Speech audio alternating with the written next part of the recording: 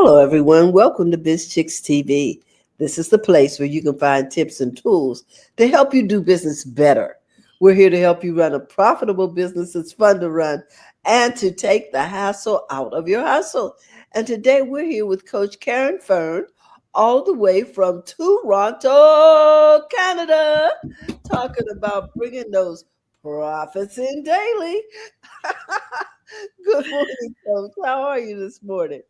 Oh, Oh my God, I'm good. I'm good. So we had this 4-week series, guys, and this is the final chapter. Okay, the final. We talked about staying focused in meeting our goals. And the first one was the emotional goal because life is a roller coaster. And when you start a business, if you think you're on a speedy roller coaster, you start a business, it's a whole new can of worms you're opening. Okay, but the ride is good.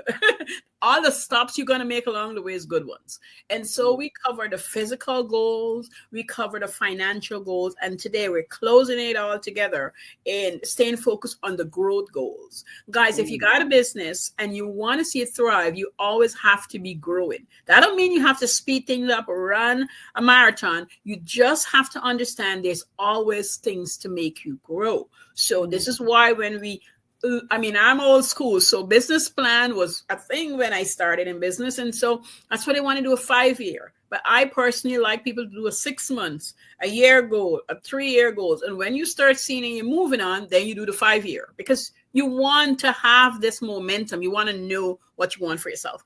And you might think you know, but until you get going, you don't really know. Coach, I'm not sure I know what that means. Help me out. Okay. Because you don't really know until you get going. I think if you want a business in a whole, right? When you get going, there's parts of it that you really love. And you can start a business and realize, hey, I only want to do this part of the business. And that's okay. For years, we didn't think we could have just do this part of the business. When I opened my cleaning company, I did everything, the whole gamut. And then I recognized I only want to clean smaller homes, not large homes. I realized I wanted to have only 2 or 3 people when it's a big clean, but on a regular clean, I just wanted a solo cleaner. I prefer that model. I realized that I wanted to teach people how to clean and open myself to ask friends availability and have 2 test homes where they go clean and I get feedback without me watching. And so there's all these things, I learned commercial. I don't want to take commercial building that's every day. I recognize I wanted weekly or bi-weekly commercial building. So and if I wasn't in a business, I couldn't tell you this because it took the time for me to get there. So you're saying that our growth goals may be to narrow or to expand what we're doing and how we do it. And how we do it. And how we do it. So you got to go deep and you got to be truthful and honest with yourself. This is why I always talk about understanding who you are, what you're about, your feelings count and it matters. And if you start feeling like you're overly worked, feeling tired, feeling unfocused, you can't keep with your consistency, listen to those feelings that's happening inside of you and please go investigate them to find out why it's taking place, why this is happening. This is important. It helps you to narrow things down and just focus. When you start a business, if you were doing earrings, and I had this great idea making fabric earrings years ago, and I knew that I love shapes. So I was going to make them in triangles, square, oblongs, and that sort of thing. Those are what I want to do. Now, there's so much stuff you could do, but you need to stick to what you want to do. And then see where your customer is leaning in. And maybe they like more circle earrings. So it's not like you can't make the triangle and the square earrings anymore, but you make more circle earrings. That's because you figured out. People say you have to get your avatar and know your why, and that is true. But whys don't come when you start a business. It comes as you develop the business. Okay. So you give the customer what they want, not what you want them to have. Yes, but because they don't know what they want from you until you give them something. And so you want to give them a couple of things. So when they pick, They will tell you what they want. I personally, we have a lot of snacks home that I sell. And I personally love to make mitai. It's a product we have from Guyana, plantain chips. And I think I used to do nuts at a time, all types of nuts. And then I found out from my customers that the thing that they want the most was my plantain chips. Now, everything else was sold, but the rate I sold plantain chips was 90% versus the way I sold everything else. And that's everywhere. And God knew that that's what I needed. So he sent me, my son's godmother, to give me the gift of life. I tell people that gift has given me thousands, hundreds of thousands of dollars. And it was a slicer. She came, she saw me, she says, Caren, I got something for you. I'm going to send it with your mom. And when it came, it looked old and rusted. And I thought, what kind of gift people give people? Let me tell you, that gift, I didn't see that it was useful in the sense because I was better with what I was doing with what I had before in my head. And I had to learn to use it. I was talking about it only last week, how you got to learn and be the intern of it. So I was an intern for that equipment for a good chunk of months. I would fail, I would do great, I will fail, and I would do great. And then one day, Terry, I was holding it in my hand and I figured out the rhythm. I just got into the rhythm. And the minute I got into rhythm, there's so many things fall in place. I found a friend who tapped me into where I can get oil at a wholesale price. The time it was my husband at the time was my boyfriend. His stepdad had bigger equipment that I could get and didn't have to buy it in quantity, but get as need be. Everything will start falling into place when you get into your rhythm, guys. And that rhythm grew me.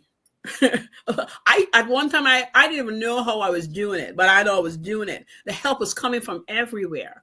I had about 4 guy friends would just rotate. They'll go to work, come in, clean up themselves, and just come and help me because I was that busy. So although I made everything else and I didn't stop making those things, that was my front focus. It paid the bills. I couldn't keep it on the shelf, if you will, as to say. We started with supplying daily, weekly. That was the arrangement. And within the first week, they changed it to supplies daily because they couldn't keep it in stock. They couldn't keep it in stock. So your customer would tell you, people enjoyed it. Mine was different. Most plantain chips are cured and soaked. And so there's a lot of salt. Mine was really light in salt. That's what the owner told me. One of the owners told me, he says, I was trying to figure out why yours was so tasty. Fresh. Everything was always so fresh. Nothing get to linger, and you were using less salt, whether you intended to or not. Everything was fresh. They keep saying it was fresh. And my suppliers, the farmers over time were coming to me. I didn't have to worry. Like I get there, I get, the open market, we call it. You got to get there early, 3-5 in the morning. But everybody was lining up to sell me plantain. I would have bunches and bunches of plantain, and those people, again, I was talking about really being good with the people you buy from or you sell to. Those people will say to me, Karen, you want to get this kind of plantain? Because, again, because Guyana is hot, I didn't know that my plantain would get ripe before I can finish frying them all, and although I was doing it in big batches. And then over time, the farmers will say, we're bringing this for you because we know what you're doing. And it's going to last you for 3 days versus how to use right away. Now, so they also were teaching me. I was the apprentice of learning how to work the raw product to make it. That's a part of my growth. Also, I got a market for the people who like the sweetie type of plantain. So when they start turning on me, there's some people who we like the browner plantain because it's got a little sweet to it. So I then open a new market for that, another form of growth. So you got to be willing and open, and you can't get this by sitting at your desk and talking to people. You got to actually do it. Here's what it does do, right? Yes. Some of the questions are, what are your business growth? So you need to know where you want to go and then allow the rhythm and the flow to carry you there. And here's the sweet spot in all of this. When this is happening, it builds your confidence and your communication skills like nobody business. You can ask for what you want and people will give it to you.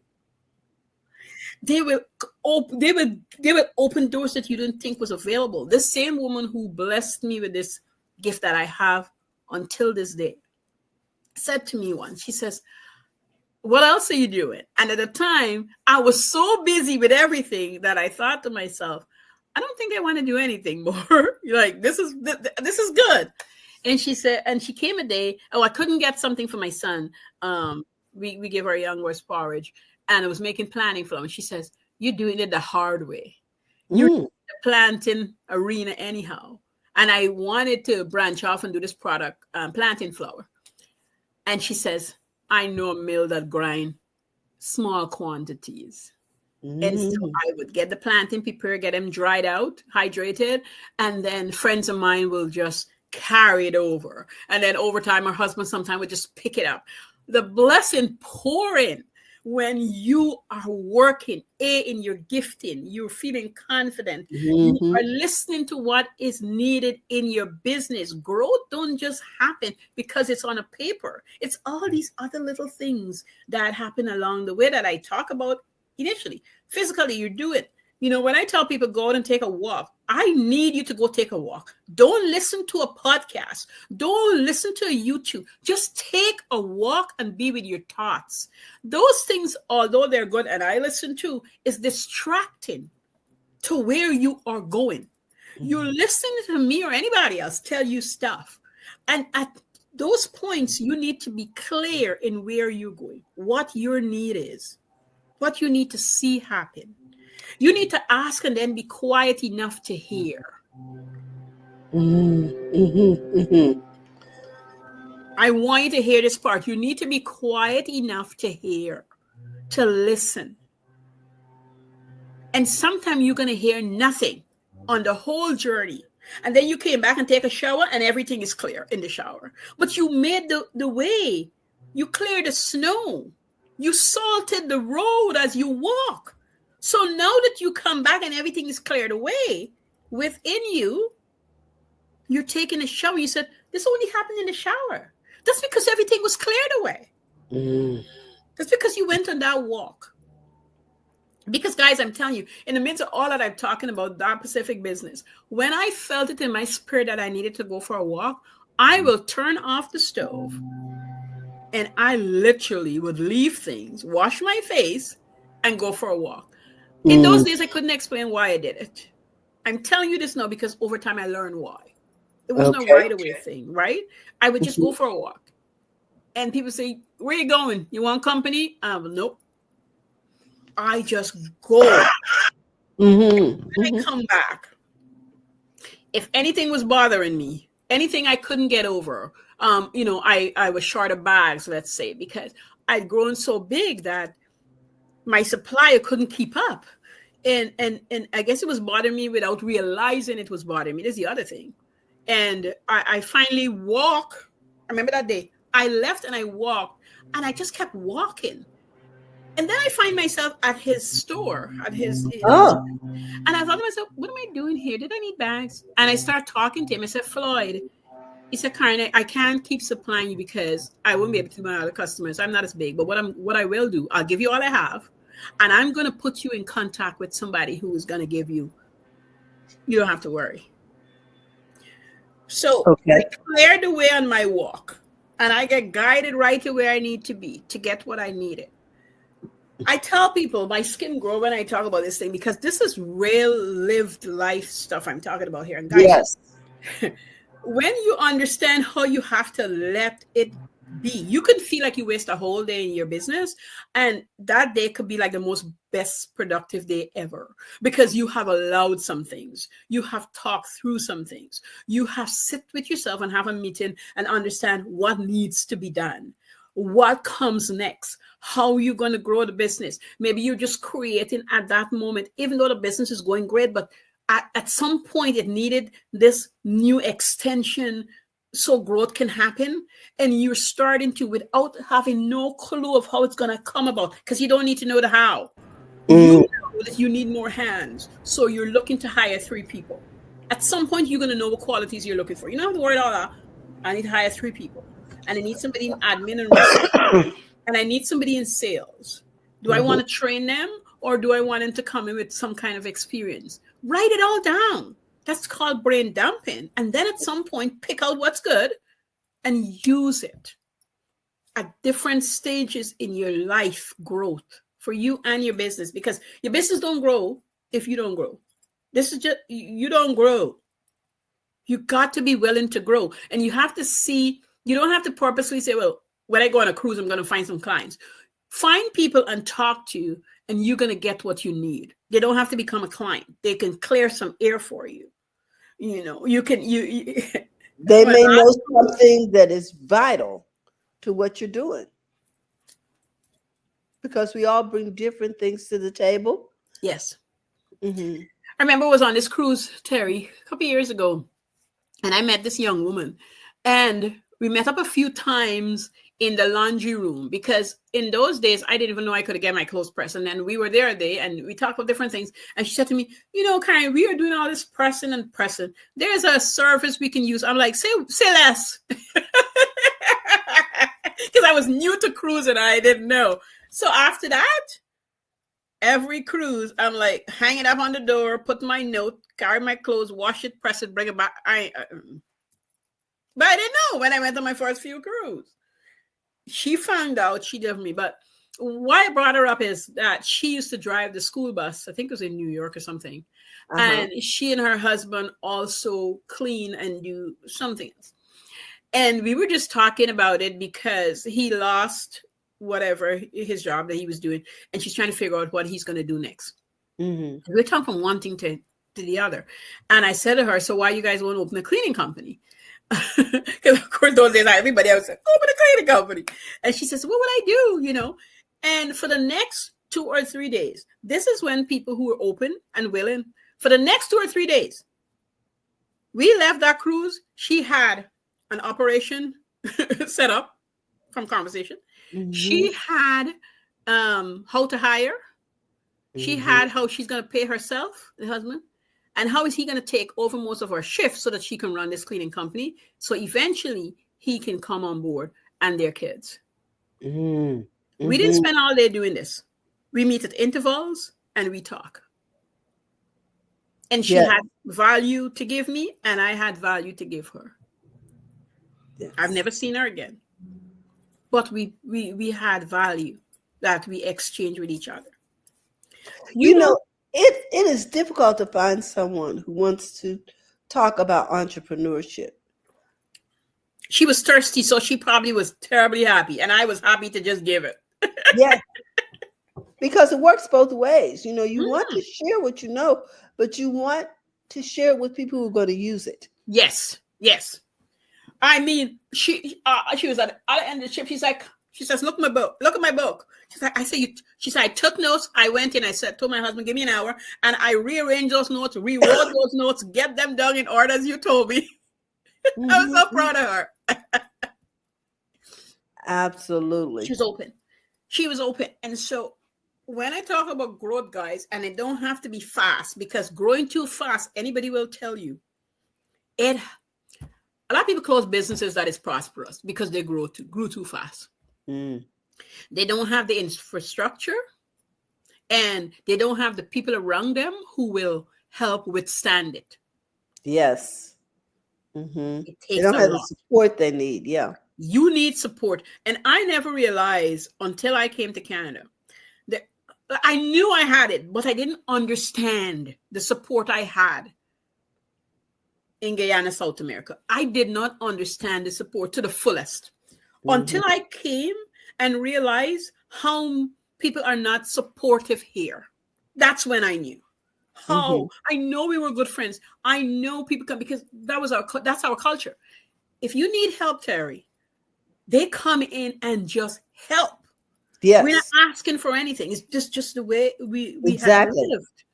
You know, you need planting? Okay. Clement and Paul is available. Rod can do this morning, but he can do Thursday. This is not me. This is their coordinating among themselves who's going to pick up the plant. because I wasn't driving. I didn't have a car. This is a bike until we figure out how to hire somebody and get transportation. Yes. Right. These are guys who work in. One was a police officer, the guy was a carver, a guy was a fisherman. These are people with full-time jobs because when they needed help, I was there for them. And so now when my turn came around, Tony was a teacher. Like, these are people, and people of all races too, because Guyana is multicultural. Like, just pop in and give the help as needed. I remember a friend of mine, when she opened her salon, she's like, kind of got a chair. She said, don't worry about it. We showed up there at 2:00 in the afternoon. She's like, where do you get all these guys from? I said, oh, my buddies, everybody, just ask a timeout. And we got there, get the chairs in, get the place swept, get it mopped, set up the mirrors, all the heavy stuff. Yes. The salon was, within 2 days, she's like, everybody come for a free haircut, and everybody, no fees, we'll pay. We just want to make sure you're ready to go. This is your dream. We want to support you. And like clockwork, for that first year, I stayed with her till I come up. But for the first year, all of us made appointment bi-weekly, weekly, however, and we went in there and get our hairs done. The ladies, because that's what she did. Women hair. We just get in there. We just do it. So when I came to Canada, I realized this is not how everybody lives. and everybody does not have a support system. Yeah. I was just in shock. Just like you, people move around and they leave their support system. That's what I realized too. So I had that culture in me. So when I got my job as a dishwasher, I mean, I in there, you say you're hungry, I'm going to bring you food. You say you don't have this, I'm going to get it for you. This girl's shoe got a hole. I just went and asked her a size and bought her shoes. And everybody's looking at me like I'm crazy. But isn't that the way the kingdom's supposed to work? Come on. Kingdom living. So when I say that my friends were all the people I work with, I don't understand not having friends at workplaces, because they truly were my friends. They all came to my wedding. They all supported me and bring me all the gifts that's going to be able for me to start a home. Somebody brought me a microwave stand. Somebody bought me a microwave. Somebody bought me a sweat. Like, people bought me gifts that, like big item gifts. No registry. They're like, you don't have this, we'll get it for you. Dishes, cutlery, like people just, and money. People were so generous. So generous, And I encourage you, I know it's business we talk about, but when you give, and not just to give for gift's sake, when you give wholeheartedly and you help the people, not random people. Let me just clarify. People who will need, as Terry just said, entrepreneur people who need you.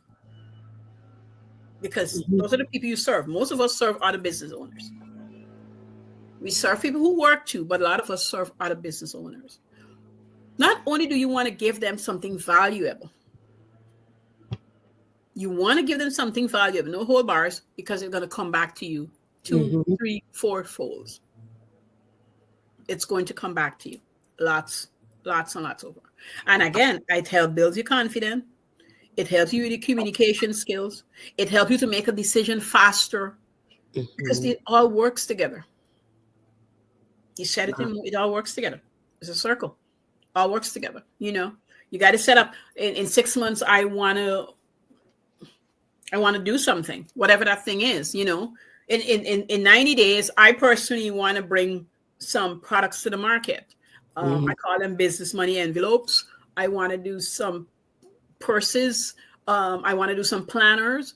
And so I have them. And now I have all the work that's going to go in for them.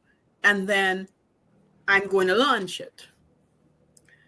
And then why am I launching it? What's it behind it? Like, why am I doing it? Because I teach about money.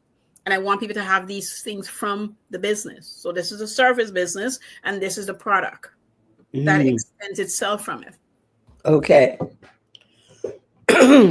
And so I'm growing in that area because I recognize that I'm a person who like a product attached to a service. I could do service alone, but I'm missing that part of me. And so I have to test it. maybe not everything that I want to do is going to be what the customer want, but they wouldn't know about it unless I present it. Mm-hmm. And then I do the one that makes sense. When I was in the designing world and I designed PJs, I wanted to design PJs for kids so badly. I designed tons and I sell a lot. But you know what I couldn't keep in stock, Terry? Adult pajamas. I wanted to do every parent that bought a pajamas for their kid. This is what they said to me. Where's mine? Exactly. Where's mine? I had the police and the fire truck. Those sold out right away because men will buy them for their sons, and then they'll buy one for themselves. They're like, this is so stinking cute. Women will buy for their husbands. Yes. And buy one for themselves. Mm-hmm. I couldn't keep in stock the women pajamas. Never, ever, ever.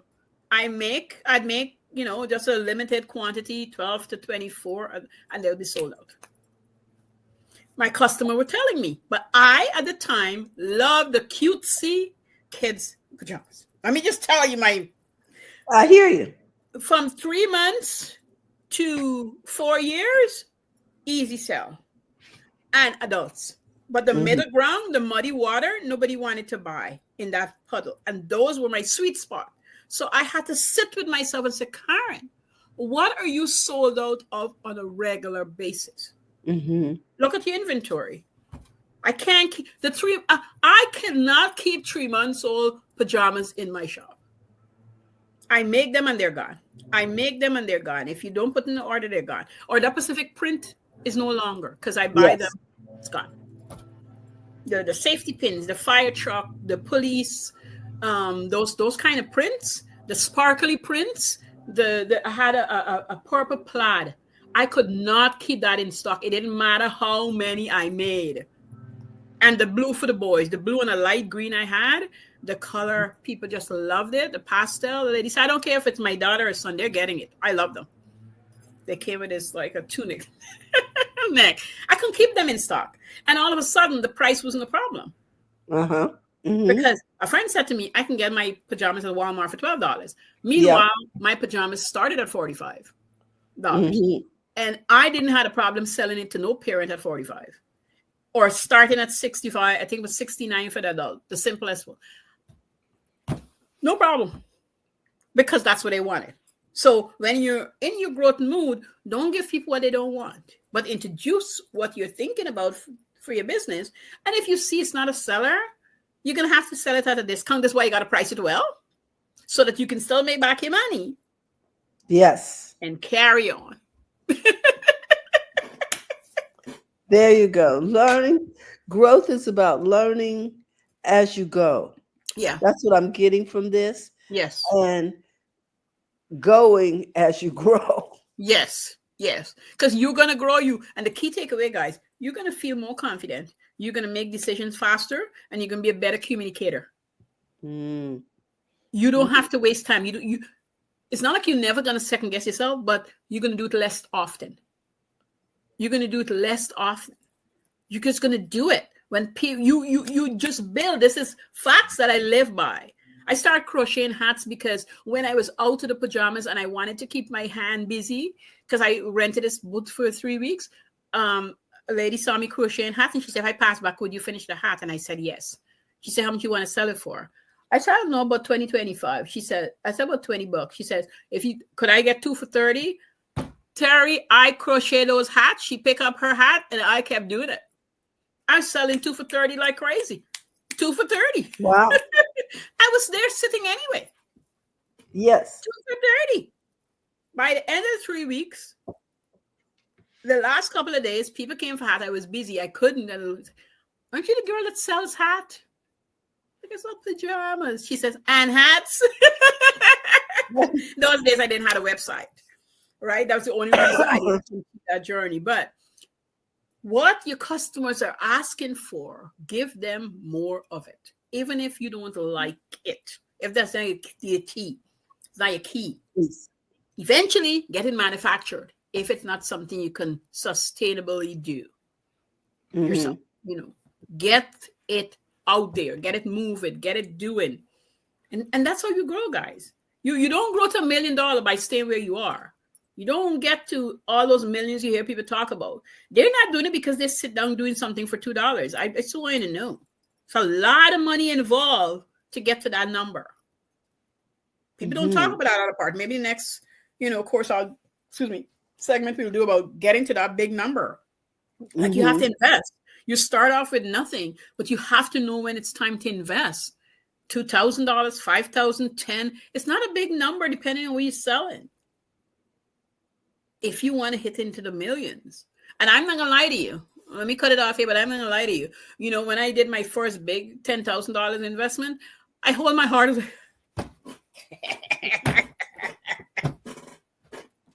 But then when you see it rolling back in, you're like, makes sense, right? Because it's never just the product. It's so much other things that's happening within before the money start coming back to you. And that's hard. That's a panicking time, and it's hard, but it's doable. You think fast, you build your confidence, you communicate. You think fast, you build your confidence, you communicate. You feel in panic, you tell the person, hey, I'm investing $10,000. I'm feeling a little panic about it. Hear what they got to tell you.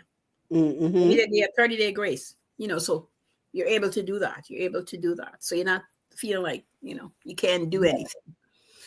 Oh my so goodness. Guys, that concluded staying focused in your goals. Oh my gosh. So we have talked about emotional goals, physical goals, financial goals, and now growth goals. Yes. Oh, guys. Hey, look, if you missed any of these other episodes here on BizChicks, go back and look at the replays for Coach Caren. If you missed the emotional, the physical, the financial, you might want to do a review. Coach, we just love you. And I love the way you just simplify everything. Oh, thank you. It's just phenomenal. And guys, if you are not aware of, how to get in touch with Coach Caren, I'm going to put up the new meeting code here so you can see that this is where you go to get this done. And you can actually talk to Coach Caren in person. I mean, when I say in person, I mean live, not in Canada, unless you're willing to book a fare and go to Canada. But, you can probably do something on her Facebook page, or but she'll find a way. But you'll be actually talking with the coach. Okay. All right, guys. We want to remind you that you can find Coach everywhere on Profits in Daily with Coach Caren Fern. All righty. Now, we want to remind you, too, that if you're looking to become a part of BizChicks, which we would love for you to be a part of our community, you can join BizChicks by simply texting Biz to 33777 or going to bizchicks.net. Yeah. We'd love to share with our community what it is you do and how you serve. Remember, we're here taking the hassle out of your hustle. Have a great day, and we'll see you all soon. Bye-bye, everyone. Bye.